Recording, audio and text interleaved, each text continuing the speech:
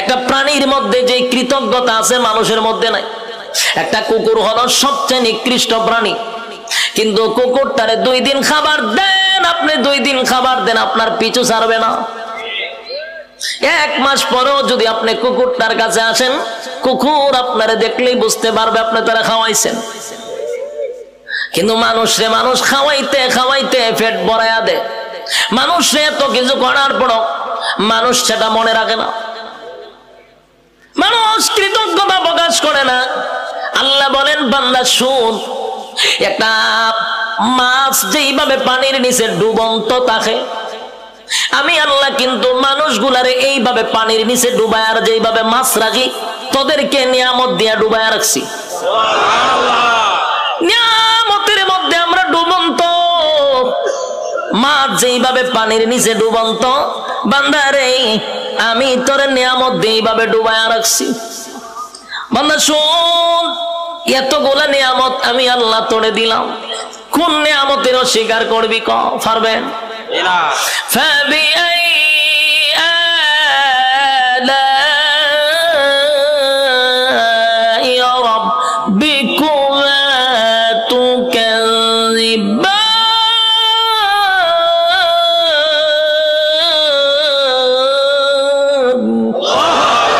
আল্লাহ বলেন, কোন কোন নিয়ামতের অস্বীকার করবি?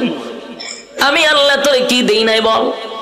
সব দেওয়ার পরে বন্ধা আমার খাইলি, আমি আল্লাহর নিয়ামত খাইলি, সব আমি আল্লাহ তোরে দিলাম।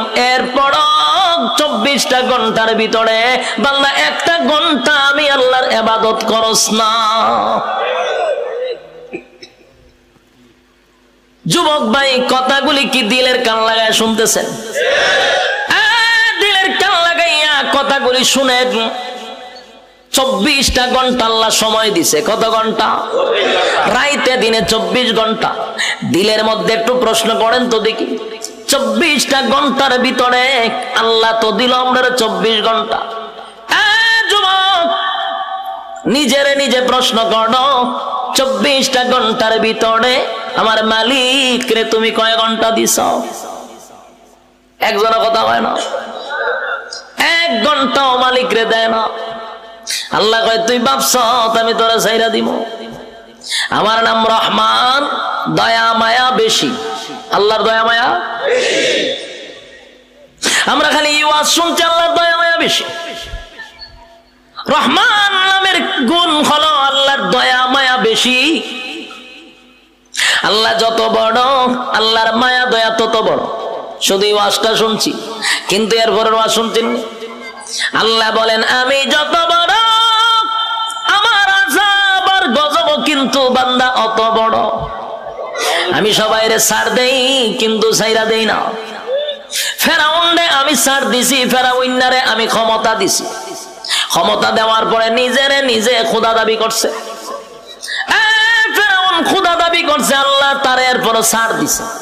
কিন্তু যখন বেয়াদবি করছে পয়গম্বরের সঙ্গে, আল্লাহ কয় আর তোরে ছাড় দেওয়া যায় না। ফানিতে সুবাইয়া সুবাইয়া ফেরাউন্নারে মারছে, ছাইরা দিছিনি? নমরুদ নিজেরে খোদা দাবি করছে, আল্লাহ ছাড় দিছে। নমরুদ একবার তীর মারছে আকাশের দিকে, কেরে মারছত? আল্লাহ মাইরালাম। আল্লাহ কয়, ফেরেশতা রে, তীরের মধ্যে একটু রক্ত লাগায়া দে। রক্ত লাগায়া দিছে। রক্ত যখন, তীর যখন ফিরে আসছে, তীরের মধ্যে ছায়া কয় আল্লাহ মাইরা লাইছি। নাউজুবিল্লাহ। এর সাথী সঙ্গীরা ডিজে গানের আয়োজন কর, কে রে? নাচুম। কে রে? আল্লাহ মাইরা লাইছি। নাউজুবিল্লাহ। আল্লাহ এরপরে ছাড় দিছে। কিন্তু যখন ইব্রাহিম খলিলুল্লাহর সঙ্গে বেয়াদবি করলো, আল্লাহ কয় এখন ধরা দরকার। হে আমার লগে যুদ্ধ করব, তীর মারে। আমি আল্লাহ তোর সঙ্গে যুদ্ধ করতে তীরের প্রয়োজন নাই রে। মশার মধ্যে একটা প্রতিবন্ধী মশা, বালা কোনো মশা নেই। কিতাব লেখছে বালা কোনো মশা না, একবারে প্রতিবন্ধী ভাব একটা নাই। আল্লাহ কয়, কইরে আসত নি? আসি। তোর ভাব আসেনি? আল্লাহ আমার ভাব নাই। তো যা, নমরুদের না খাতে গিয়া ঢুক। ল্যাংরা মশা না খেতে গিয়া ঢুকছে। ঢুকিয়া একেবারে ডাইরেক্ট মগজও চলে গেছে। মগজ বইয়া আর পরে ইনসুলিন দেয়, সুই ঢুকায় আর সুই বাইর করে। যে সুই ঢুকাইছে মগজ, একটা লাফে 3 হাত উঠছে নমরুদ যা। পার্লামেন্টে বইয়া রয়েছিল, মশাই যখন কামড় দিছে পার্লামেন্টের নাচ শুরু করছে ডিজে গানের মতো, উরুম দুরুম নাচে। আরো বিভিন্ন মন্ত্রীরা বসা, দেশের বিভিন্ন জায়গার থেকে অনেক রাষ্ট্রপতিরা আইছে, আয়াজন দেহে দেশের বাদশাহ এইভাবে ডিজে করে পার্লামেন্টে বসা। কি পাগল নেই, ও পাগল তো আসিন না, হঠাৎ করে নাচে কা। ও নাচতে নাচতে মশাও তো কম খারাপ না, কারণ টেং টুং যেদিন না থাকে এরা মারাত্মক খারাপ থাকে। এই মশা কিন্তু মারাত্মক খারাপ, হেদের সুই ডুবা যে বাইর করে না। আর এইদিকে নমরুদ্দা ডিজে গানের মতো নাচতেছে, কোনোভাবে ব্যথা কমে না, নাচে মানে ঘটনা কিটা যা পায় তা দিয়ে মাথার তা পায়, কোনোভাবেই ব্যথা কমতেছে না। হঠাৎ আসেন জুতা একটা গাছ, এটা জুতাটা মারছে মাথার বাড়ি, সেই জুতাটা বাতাত বাড়ি মারছে। জিব্রাইলে আবার যোগাযোগ রাখতেছে মশার সাথে, মশারে ফোন দিয়া কইছে তাড়াতাড়ি ছাইরা দে, ইনসুলিন টাইনা তুল। যখন হে সুই টান্দা তুলছে ব্যথা ছাড়ছে, এখন নমরুদে জুতার পাইছে, সব বনাস কি একটা জিনিস, বারে দিলাম মাথার ব্যথা দিল সাইরা। জুতার মধ্যে কোনো ওষুধ আছে নাকি? আসলে কি জুতার কোনো ওষুধ আছে? এটা আল্লাহ বিজ্জতি করার একটা সিস্টেম। জুতাটা বাড়িছে ব্যথা কমে আছে, তার মানে জুতা আল্লাহ ব্যথা কমাইতেছে। এখন এই জুতা রেখে দিছে দাঁড়ে, রেখে টেনশনে পড়ে আছে, কি ব্যথা উঠলো, জুতাটা বাড়ি দিলে ছেড়ে দিল। আবার কথা বলতেছে বিভিন্ন দেশের মন্ত্রী এমপির সঙ্গে, আবার মশায় সুই একটা ঢুকাই দিছে, ঠাস করে জুতাটা বাড়ি মারছে, ছেড়ে দিছে। আল্লাহ মশারে কইলে করে এটা তোর ডিউটি, কাজ চালায়া যা। কতক্ষণ পরে পরে ঢুকাইবি, জুতাটা বাড়ি দিলে ছেড়ে দিবি। মশায় কতক্ষণ পরে ঢুকায়, জুতাটা বাড়ি দেওয়ার পাই গেলা, আবার ঢুকায়, জুতাটা বাড়ি দেবাই গেলা। এই হইল জুতার বাড়ি শুরু। তখন নমরুদ্দা একা একা জুতাটা কত বাইরিত, হাতে ব্যথা ধরে লায়, তাই একজন লোক রাখছে, ধরে মাসে এত টাকা বেতন দিব, এদিকে চাকরি কি দেখো জুতা দেখালে ভিডানি, তাও খারে দেশের বাদশারে। তো এইরকম যদি আমারে নিত, আমি তো বললাম টেকা টোকা লাগতো না, আমি হলে জুতাটা ভিডাম আপনারে, আমার টেকা তেমন লাগতো না। বাস্তব নেই, দেশের একজন বাদশাহ যদি হয় আমার জুতাটা ফিডাইবা, আমার কি বেতন লাগবো না? আমার মনের ভিতরে যত জিদ আসিন সব মিলাময় একটা বাড়ির সাথে, ঠিক নেই? জুতা দেখ একটা বাড়ি দিমার ঘুমায় আনে, এটা অত সালের একটা জুতার বাড়ি, দ্বিতীয় বাড়ি দেখ ওইটা অত সালের একটা বাড়ি, এক সালে এক যন্ত্রণা বুক করছে, আর তোর জুতাটা বাইরিতেছি টেহারা কম নেই। এই লোক হয় যে আমি বাসার জুতাটা বাইরামো, আমার টাকার দরকার নাই, আপনি আমার চাকরিটা দেন। চাকরি দিছে, এখন পার্লামেন্টে বেশা বৈশা কথাবার্তা বলতেছে, যখন মশা কামড় দেয় ইশারা দেয় তাড়াতাড়ি দেয়, পাশে জুতাটা ঠাস করে পিছন দিয়ে বাড়ি মারে। দেশের মানুষ বিভিন্ন দেশ থেকে আসে, আইসা কয় যেই বাসার ইজ্জত নাই, মানছে তারা জুতাটা বাইরা, এর সাথে আবার কি এর বৈঠক, হঠাৎ থেকে এটা ভাগল, এখান থেকে এক বেজ্জতি। তো জুতাটা বাইরিতে বাড়িতে প্রথম তো শখে শখে জুতাটা বাইরেছিল, ঠিক না? জুতাটা যে বাইরেছে প্রথম তো শখেই বাইরেছে, আনন্দে বাইরেছে, কিন্তু বাইরিতে বাইরিতে এখন তো বেচারার বিরক্ত হয়ে পড়ছে। আর কত বাইরিত, খানা খাইতে পারে না, ঘুমাইতে পারে না, বাথরুমও যাইতে পারে না, খালি হয় বাইরা। এই বেচারা হয়েছে বিরক্ত, এমন অবস্থা হয়েছে এখন জুতাটা বাইরে নিয়ে লাগে হতান পরে পরে বাথরুমে গেছে, একটা বাথরুম করতে গেন টাইম নাই না, জুতাটা বাড়ি দেয়, সে বিপদ পড়ছে না, খানা খাইতে পারে না। এই বেচারা কয় এর যদি আমি জুতাটা বাইরিতে থাকি আমি এমনি মরে যাবো গা, খাওয়ার নাই ঘুম নাই তো আমার মরণ হয়, তে একবার এর মাইরি মরে যাই। এখন হে কইল সিদ্ধান্ত নিয়েছে না এমন মরম, চাকরি না করলে আমার গরদান যাইব, আর আমি যদি চাকরি করতে চাই আমি এমনি মরে যাবো গা, তে এক বালা হেরে মাইরা মরে যাই। তখন একদিন জুতার বদলা বড় একটা মুগুর লইছে, আমরা এটা কিতা করি মুগুর বলনি, মুগুর লইছে একটা, লইয়া পিছে বইয়া রয়েছে, যখন জুতাটা বাড়ি দে তখন মুগুর লইয়া যৎকান শরীরে শক্তি আসিন, একটা বাড়ি দিছে, মাথার দুই ভাগ হয়ে যা। ল্যাংরা মশা যে মাথার ধরেছেন, ছায়া দেয় ছাদ নাই, ছাদ নাই, মশায় চিন্তা করবো যেরকম একটা নোংরা পরিবেশে কি আর বহন যায়, মশা গেছে গা। নমরুদ্দা শেষ নি, কার সাথে পাল্লা লইছিল? আল্লাহ মারছে কেমনে? জুতা দা ফিডাইয়া মারছে। এই জন্য আল্লাহ ছাড় দেয়, ছেড়ে দেয় না। বুঝসারে চিনেন না আপনারা? এখানে যারা বয়স 30 আছে এরা বুঝসারে চিনব। ডব্লিউ বুশ হে কিন্তু কম করছে না, এইটা আমরা দেখছি। হে অনেক মুসলমানের রক্ত দিয়া গোসল করছে, হে কম করে নাই। শেষে আল্লাহ হেরও কিন্তু সাংবাদিকের জুতাটা ভিড়াইছে, এক সাংবাদিকের জুতাটা বাড়ি মারছে। আর এই জুতার দাম অনেক হয়ে গেছে গা, মিডিয়ন জাদুঘর আছে। আল্লাহর মায়ের আস্তে আস্তে ছাড় দেয় ছেড়ে। যারা জুলুম করতেছেন, যারা জুলুমের মধ্যে আছেন, যাই না রাখেন জুলুমের শেষ আছে। যারা জুলুম করে তাদের দুইটা শাস্তি, একটা দুনিয়ায় একটা পরকালে। দুনিয়ায় ততক্ষণ না পর্যন্ত আপনার মৃত্যু দিবে না যতক্ষণ আপনাকে দুনিয়াতে আল্লাহ চরম পর্যায়ের বেজ্জতি না করবে। চরম পর্যায়ের বেজ্জতি করার পর আপনার মৌত দিবে আল্লাহ। এরপরে পরকালে তো আছে কুবা শামসুর মতো, ইচ্ছা মতো কুবাইব। বাস্তব না বাস্তব? সাইজ কিন্তু আল্লাহ ছেড়ে দিত না, জনমের সাইজ করবো। এই জন্য যারা জুলুম করেন স্পষ্ট শুনে রাখেন, প্রথম নাম্বার কথা হলো ততক্ষণ না মরবেন না যতক্ষণ আপনার আল্লাহ দুনিয়াতে চরম পর্যায়ের বেজ্জতি না করবে, অপমান করবে। এরপরে মৃত্যু দিবে। আর পরকালে তা আছে ওয়াং সাং সুচিকিতে ইজ্জতে আসেনি, তাইরে জনমের দেওয়া দিতাছে। এখন বন্দি করে রাখছে। বারবার মুসলমানের রক্ত খাইছিল না, তাই রক্ত চুষা খাইতেছে। আরো বেজ্জতি হইব, আরো দেখবেন সামনে। অপেক্ষায় থাকেন, বাকিটা দেখার বয়স আপনারা রয়েছে, আল্লাহ দেখাইব। আল্লাহ বলেন ছাড় দেই কিন্তু ছেড়ে দেই না। আমি যখন ছাড় দেই বুঝিস না আমি তোরে ছাইরা দিছি। ধরব যেদিন আমি আল্লাহ ধরব, জনমের ধরা ধরব, পৃথিবীর কেউ তোরে রক্ষা করতে পারবে না। আমি আল্লাহর নিয়ামত খাইয়া আমি আল্লাহর নাফরমানি কর ছাইরা দিব না, কিন্তু জনমের ধরা ধরব। যুবক ভাই, আমি আপনাদের উদ্দেশ্যে বলতে চাই, আল্লাহর দেওয়া নিয়ামত খাইয়া, নিয়ামত খাওয়ার পরে যে আল্লাহর নাফরমানি করতেছি, রাইতে দিনে 24 ঘন্টা পাইয়াও 1টা ঘন্টা আল্লাহরে দেই না। ইমাম সাহেব যদি বলে আসেন না একটু নামাজে যায়, উত্তর দেয় হুজুর নামাজের সময় নাই। যদি কয় আসেন না মাহফিলে যাই, আমার সময় নাই। বেচারা খুব ব্যস্ত, সময় নাই, সময় নাই, সময় নাই, যে কোনো বিষয় লোক আমার সময় নাই।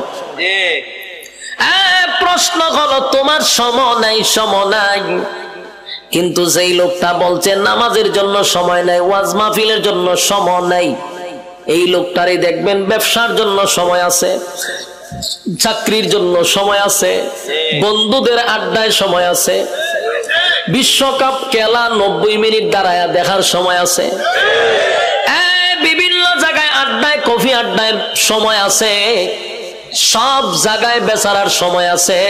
সময় নাই শুধু আল্লাহর বেলা।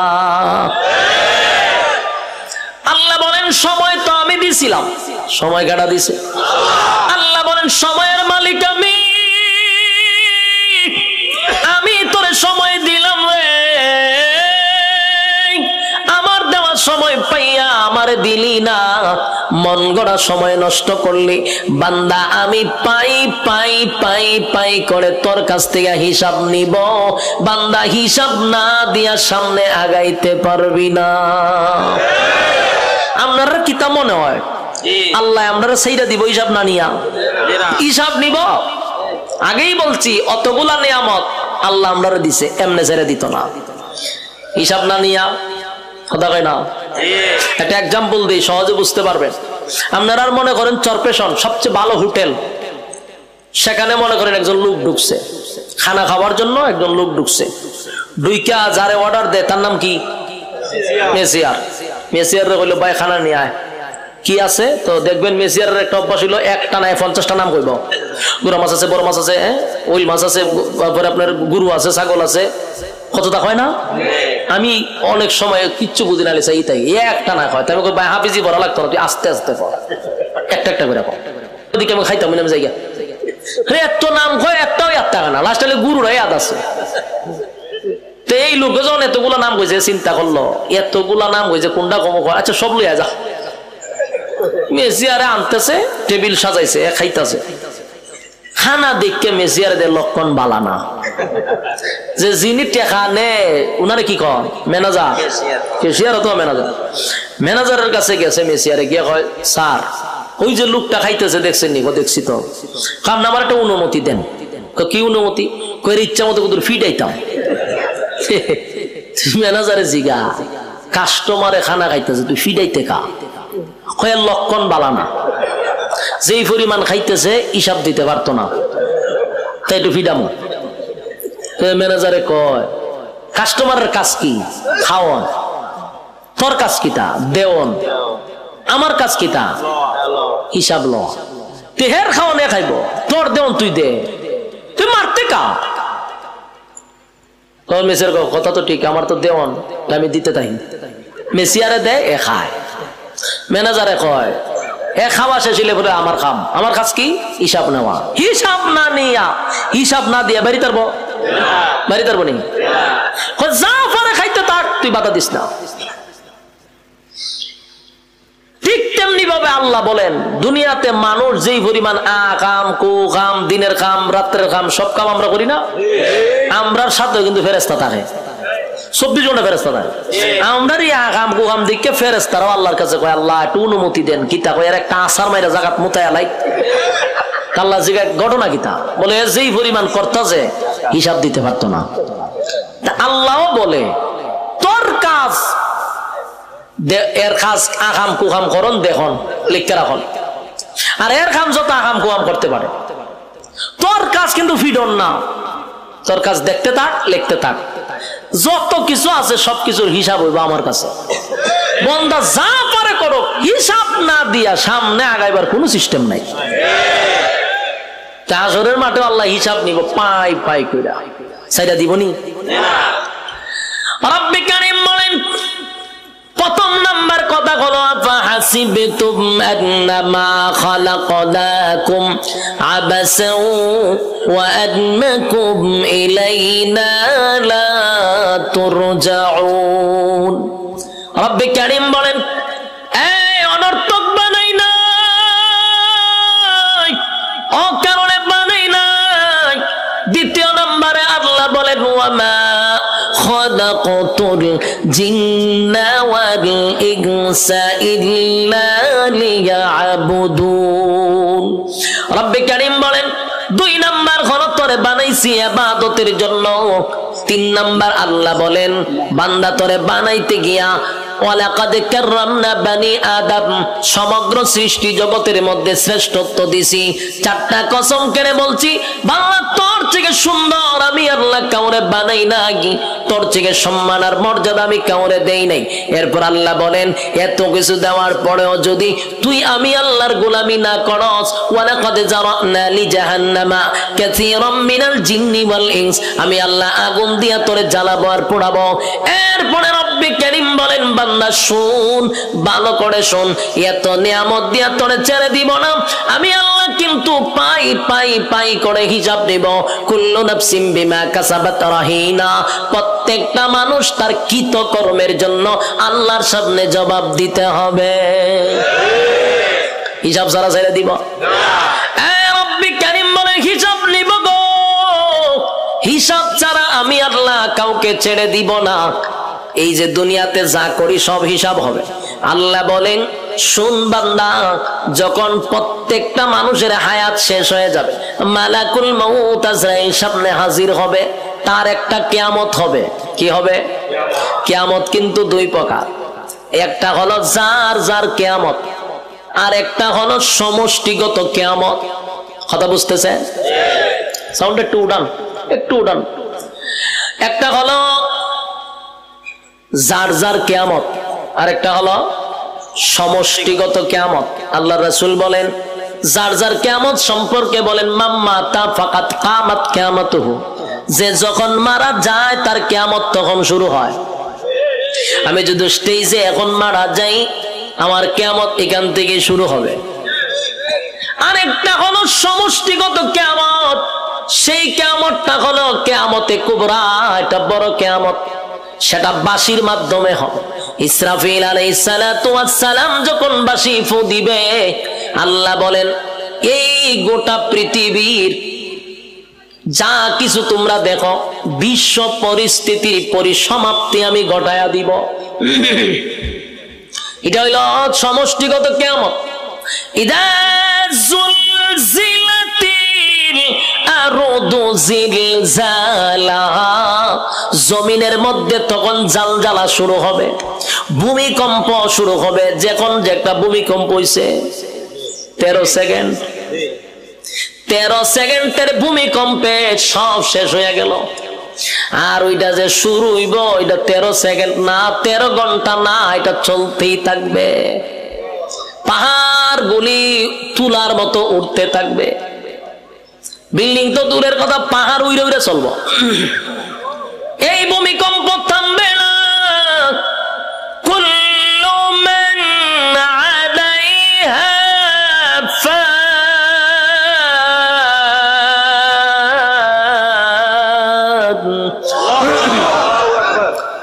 ওয়া ইয়াবকা ওয়াজহু রাব্বিকা যুল জালালি ওয়াল ইকরাম।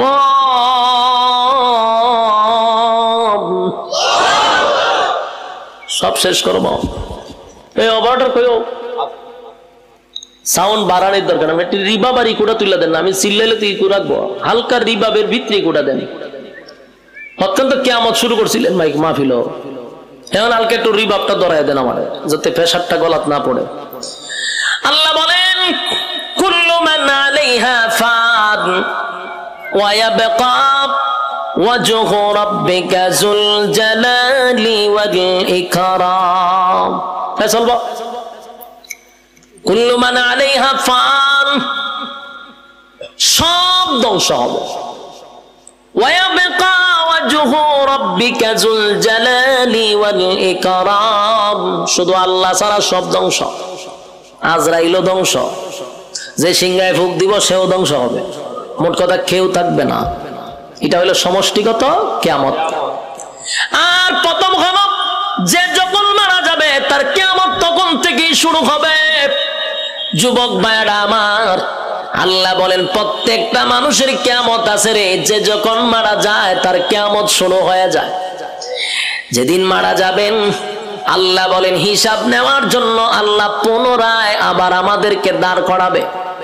আলোচনার শুরুতে একটা কথা বলছিলাম, আমরা কিন্তু এই পৃথিবীতে পরীক্ষা দিতে আসছি, ইয়াদ আছে? পরীক্ষা দিতে আসছি। বলুন তো রেজাল্টটা কোথায় দিবে? রেজাল্ট কিন্তু পরকালে হবে। আল্লাহ কয় রেজাল্টটা দেখানোর জন্য আবার তোদেরকে পুনরায় আমি জীবিত করব। আল্লাহ বলেন সিংহে যখন ফুঁক দিব সব ধ্বংস হয়ে যাবে রে। সব ধ্বংস হওয়ার পরে সর্বপ্রথম আমি আবার জীবিত করব ইসরাফিল আলাইহিস সালাতু ওয়াস সালামকে। আবার আল্লাহ বলবেন সিংহায় ফু মার। যেই মাত্র আরেকবার ফু দিবে, ওই শেষের ফুয়ে প্রত্যেকটা মানুষের বডির ভিতরে আল্লাহ আবার রূহ দিবে। কাদা মাটির থেকে আবার রূহ পাইয়া মানুষগুলি মাটি গঠন হবে, আবার পুনরায় বডি গঠন হবে। কাদা মাটির থেকে আবার আপনি ওইটা দাঁড়াবেন। যেখানে দাঁড়াবেন, যেখানে বৈশা ওয়াজ শুনতাছেন, সে জায়গাটাই হবে হাসরের মাঠ। যেখানে বই ওয়াজ শুনতাছেন এটা হাসরের মাঠ হবে। এই পৃথিবীটাকে আল্লাহ হাসরের মাঠ বানায়া দিবে। কিন্তু এখনকার পৃথিবী আর তখনকার পৃথিবী একরকম নয় রে। তখনকার পৃথিবী আর এখনকার পৃথিবীর মধ্যে উল্লেখযোগ্য একটা বেশ কম থাকবে। এখন তো কত উঁচু উঁচু বাড়ি আছে, পাহাড় আছে, সাগর আছে, নদী আছে। তখন কিছুই থাকবে না, সমতল একটা মাঠের মতো। মানুষ সেখান থেকে ওইটা দাঁড়াবে। আর বিজ্ঞানী বলেন মানুষকে আমি কেন দাঁড় করাবো জানো নি? দুনিয়ার জমিনে পরীক্ষা দিছিলি, আমি আল্লাহ সেটার রেজাল্ট তোর হাতে ধরায়া দিব। মানুষ গিয়া জমা হবে হাসরের মাঠে। কেউ পানি পান করবে, কেউ কলিজা পাটা পিপাসা লইয়া হাসরের মাঠে দাঁড়ায়া থাকবে। একদিন নয় রে, 2 দিন নয়, 50,000 বছর দাঁড়ায়া থাকতে হবে। সাধারণ কথা না, সাধারণ কথা না। পানির পিপাসায় জিহ্বা কুকুরের মতো বাহির হবে। আল্লাহর পয়গম্বর বরকতে হাত দিয়ে কাউকে পানি পান করাবে, আর কেউ পানি না পান করে হাসরের মাঠে দাঁড়ায়া থাকতে হবে। 50,000 বছর বাড়ির কাছে না, সূর্যের তাপে মানুষের মাথার মগজগুলি গলে গলে পড়বে, জিহ্বাটাও বাহির হবে। এই অবস্থায় যে কত হাজার বছর মানুষগুলি একটা সময় বিরক্ত হইয়া চিৎকার দিবে আর বলবে, মালিক রে, জান্নাতে দেও না হয় জাহান্নামেই দেও, হাসরের মাঠে আর ভালো লাগে না, সেখান থেকে আমাদেরকে সরায়া দাও। আদম নবীর থেকে লইয়া ঈসা রূহুল্লাহ পর্যন্ত মানুষ সবার কাছেই যাবে একটু আল্লাহর কাছে সুপারিশ করার জন্য। আদম নবীও বলবে ইয়া রাব্বি নাফসি, ইব্রাহিম আলাইহিস সালাতু ওয়াস সালাম বলবে ইয়া রাব্বি নাফসি, নূহ পয়গম্বর বলবে ইয়া রাব্বি নাফসি, মুসা নবী বলবে ইয়া রাব্বি নাফসি। এইভাবে 1,02,24,000 পয়গম্বর ইয়া ঈসা আলাইহিস সালাতু ওয়াস সালাম পর্যন্ত সবাই একটা কথা বলবে, ইয়া রাব্বি নাফসি। আমার কি উপায় হবে? আজকে আল্লাহর সামনে কথা বলার সাহস কোন নবীর হবে না। কথা বুঝতেছেন আমার? আল্লাহ এত রাগান্বিত। এই যুবক ভাই, আলোচনার শুরুতেই বলেছিলাম আল্লাহর নাম রহমান, দয়া মায়া বেশি, কিন্তু আল্লাহর গজব আমরা এখনো দেখি নাই। সেটা হাসরের মাঠে দেখব। আল্লাহ সেদিন কাহার রূপ নিয়ে দাঁড়াবে, সেদিন আল্লাহর সামনে কথা বলার সাহস কোন নবীরাও পাবে না, শুধুমাত্র কেবলমাত্র আমাদের নবী ছাড়া।